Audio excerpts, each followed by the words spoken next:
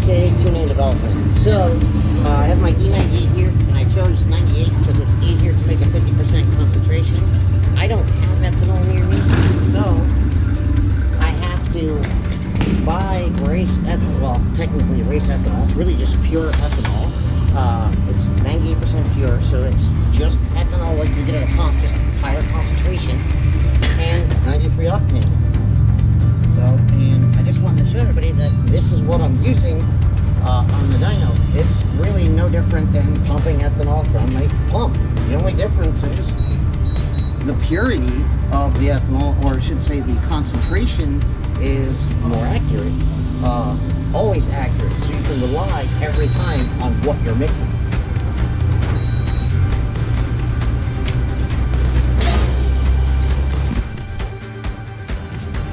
I forgot to keep the camera running, so a little cut in there.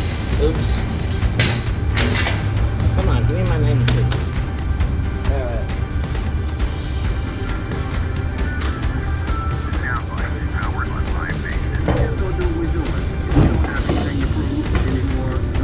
Do what we're doing. It's going to be a lot of fun making music, and we're in the business. Everybody else will see what's going to happen. And, you know, it's only a fair comparison, so I knew I left this vent open because I slammed on the brakes because I missed the corner. I could smell fuel in the car.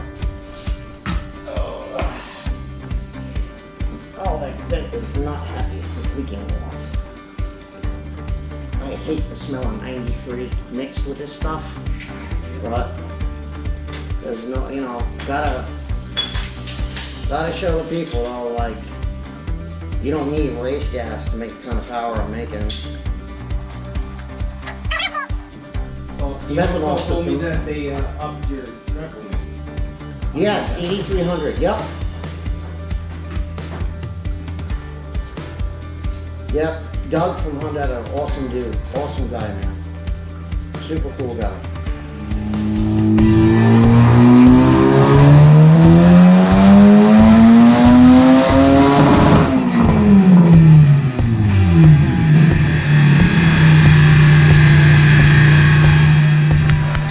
So far, 719, and we're at a slightly lower boost pressure, but the temperature today is actually hotter. I was running higher. I'm probably gonna pull back on RPM some. I just think the highest efficiency range is right here, right around 8,000. You can see I changed the cam timing and I lost some here, so that should come back, put that back the way it was, and then you know, go from there and turn it up.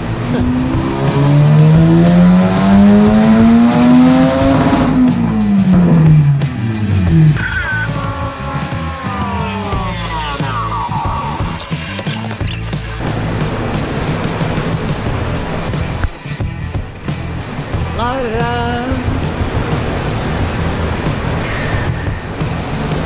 Yes.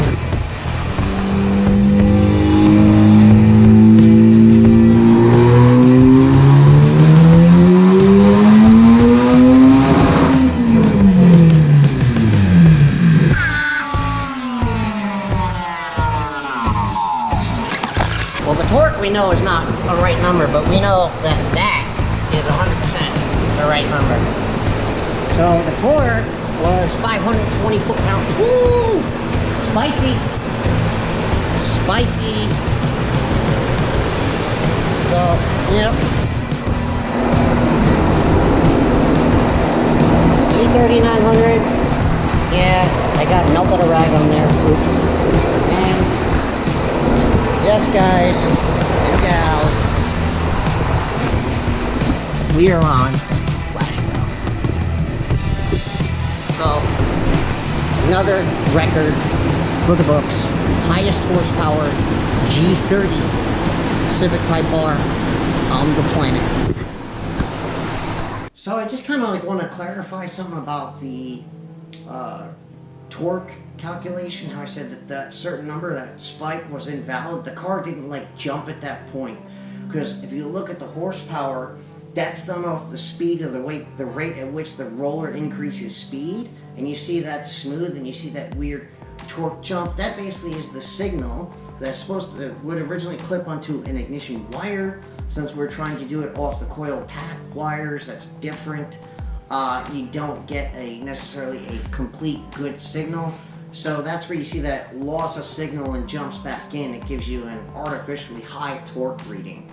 But I post it because I want everybody to see everything that's there. What is the limit now? I honestly think, besides the fact that it was 100 degrees out this time, so it was 5 degrees hotter, but the humidity was close. I think the turbine housing is possibly the limit, or maybe just the turbo in general. And I'd say the manifold is kind of starting to get to a point where it's starting to hold back, because I did start to see at the end a slightly higher boost pressure in the manifold than I did in the charge pipe, which I thought was a little interesting. So that could mean the manifold's at its limits and that the turbine housing's at its limits. I say that because it builds like 27 pounds like crazy, like super big, like way open wastegate position, and the car is extremely efficient. Like I think it was 26 pounds, and like I think it was like I took 6 degrees of timing out of it, and it still made 630 wheel horsepower, where I had 30 degrees of timing in it before, and I think 27 or 28 pounds to make 630. I don't remember exactly, but I know that it was more boost and it was more timing to make that same power level. Also, this was done on pump gas mixed with E, and yes, I do say E98. All that is just 98% ethanol. There's no octane boosters in it. E98 actually has a hair less octane than your E85 race fuel. And I do this way, so the E85, you actually get less octane mixing it with E98, less octane mixing it with 93 octane. But it is a clean source, so you don't have other contamination that could mess up the fuel system as much. Let me see, and this whole thing was an exercise in what can you really do on Flashpro? If you take what you have, okay, and a little bit of ingenuity, how much power can you really make? And yes, there's 2000cc injectors in the car. Did I max them out? No, nowhere near. Yes, I do use methanol, but I wouldn't be able to make 750 wheel horsepower worth of fuel unless I ran race gas on 2000cc injectors, and I really didn't want to do that because not everybody can afford $9, $10, $15 a gallon for race gas. But methanol is cheap. It's like $2 or $3 a gallon. 93 octane is more money than the cost of per gallon of methanol if you're buying it like in pump form. And you know, ethanol is cheap. So this can be replicated. It's not like it doesn't run on race fuel. The only reason I have the ethanol like that is because I don't have pump ethanol near where I'm at. But, you know, will I take this any further? No. I'm done at this point. I'm like really done at this point, because this is, yeah. I mean, so the car is a roll race car, and that kind of power in the Class 7B is 140 mile an hour. That's more than I could possibly need. Well, how much works on the street?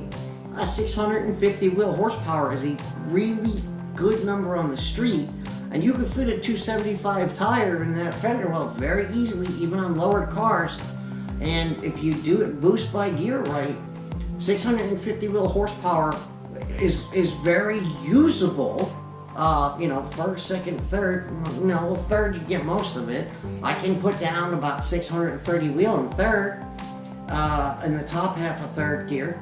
So, and that's more about kind of torque control. Yeah, well, fourth gear, all the beans. But fourth gear, 520 foot-pounds of torque and 750 wheel horsepower, I don't know if you can really, I mean, you could put that down, but man, I'm not going that fast on the street. It's just not gonna happen. But anyways, I think that pretty much covers it. The only other thing maybe I could point out in the video at the end is that the, well, I'm talking at the end here, is that the